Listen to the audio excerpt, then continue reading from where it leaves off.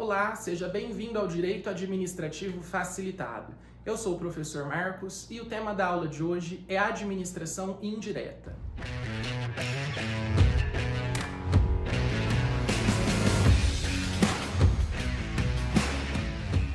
A expressão administração pública indireta se refere a uma estrutura formada por pessoas jurídicas criadas pela administração pública direta para a descentralização de uma determinada atividade administrativa, seja por razões de conveniência, ganho de eficiência ou mesmo alguma particularidade no serviço.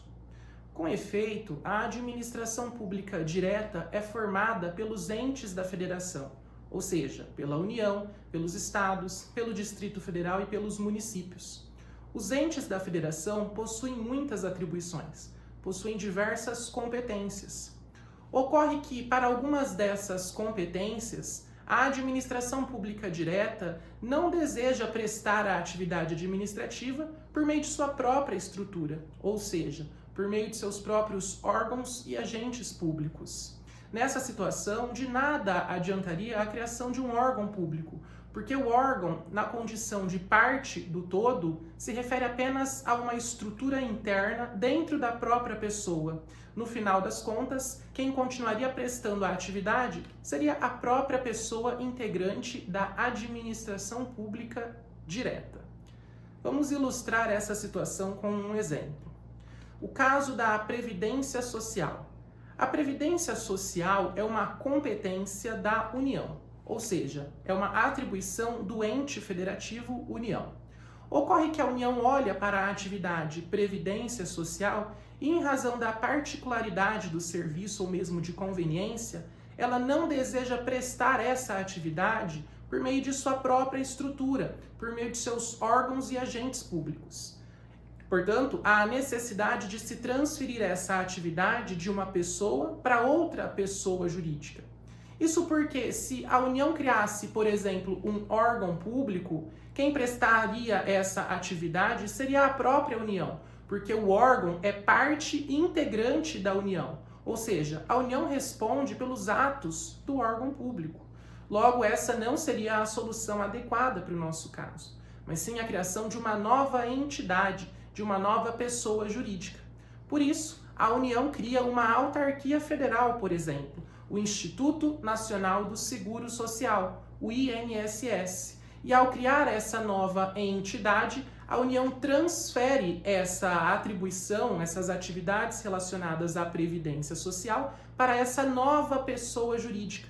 Perceba que ocorreu uma transferência de atividades entre pessoas jurídicas distintas. A Previdência Social, que estava no centro das atribuições da União, passou para uma outra pessoa jurídica, ou seja, ocorreu o que nós chamamos de descentralização, ou seja, a transferência de competências e de atribuições de uma pessoa para outra pessoa jurídica.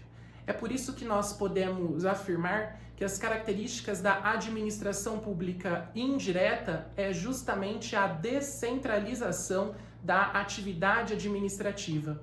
Mas é preciso pontuar que, ao ocorrer essa descentralização, essa transferência de atribuições de uma pessoa jurídica para outra pessoa jurídica, não implica na formação de uma estrutura piramidal, ou seja, não se cria um vínculo de hierarquia, de subordinação entre a pessoa jurídica criadora e a pessoa jurídica que foi criada.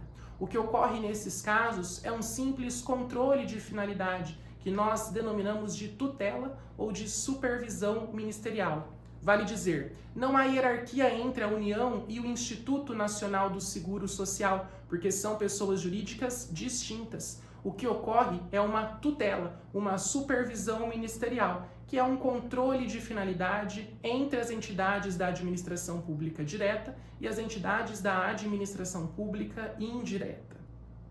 A transferência de atividades dos entes da federação para a administração indireta poderá levar ao surgimento de pelo menos 5 pessoas jurídicas distintas, a depender das circunstâncias do caso concreto e do tipo de atividade que será transferido.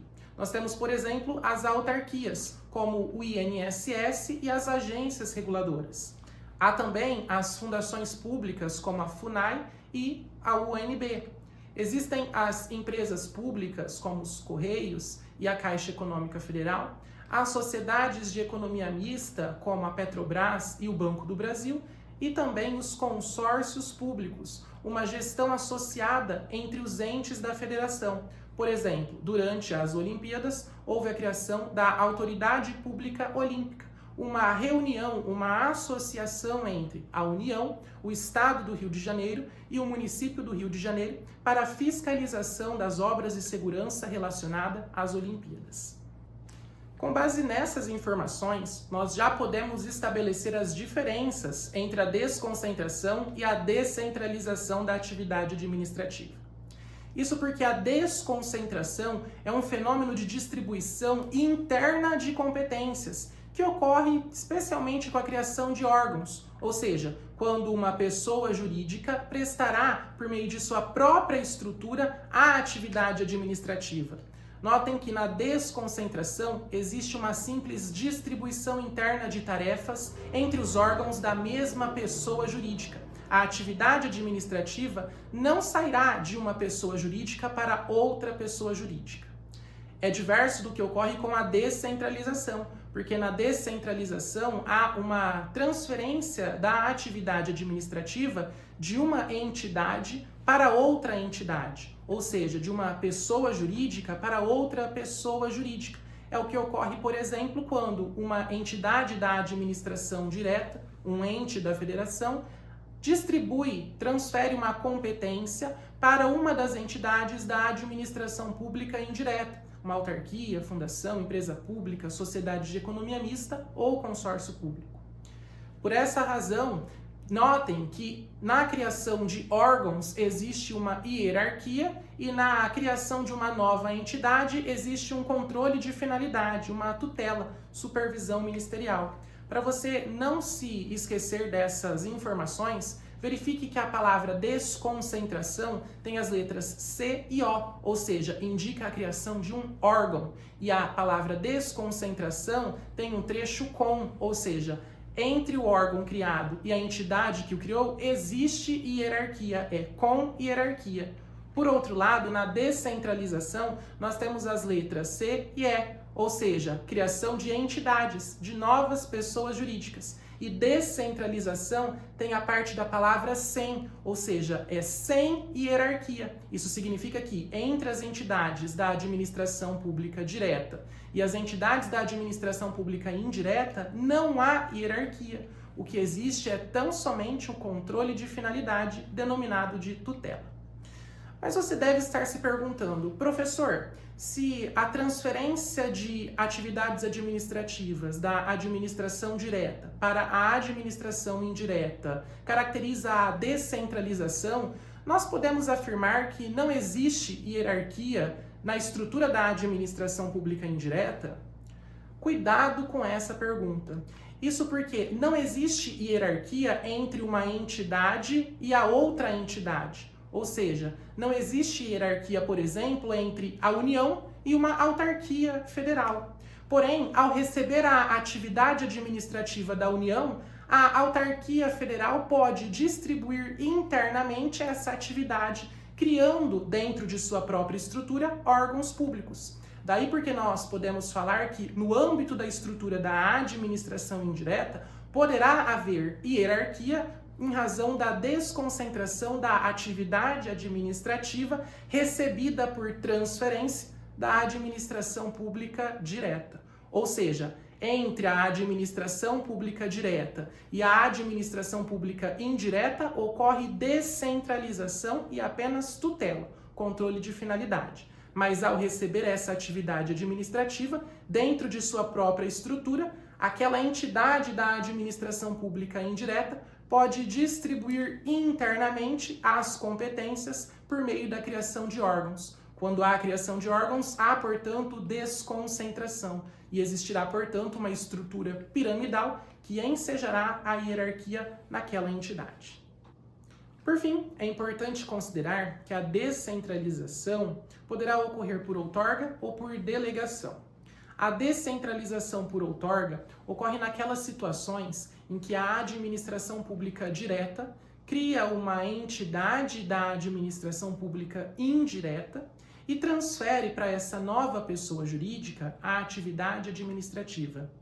Nessas situações, ocorrerá a transferência da titularidade da atividade administrativa, o que ocorrerá por prazo indeterminado. Afinal de contas, a atividade continuará sendo prestada pela administração pública, neste caso, a administração pública indireta. É diferente do que ocorre na descentralização por delegação, porque nessa situação a administração pública transferirá a atividade administrativa por um contrato ou por um ato unilateral para que a pessoa delegada, em nome próprio, preste o serviço por prazo determinado. Nessas situações, ocorrerá tão somente a transferência da execução da atividade administrativa. É o que acontece, por exemplo, na descentralização por delegação para as concessionárias de serviços como aeroportos, rodovias ou mesmo petróleo e gás. Lembre-se, em provas, que a palavra outorga tem a letra T de titularidade, ao passo que a palavra delegação tem a letra E de execução.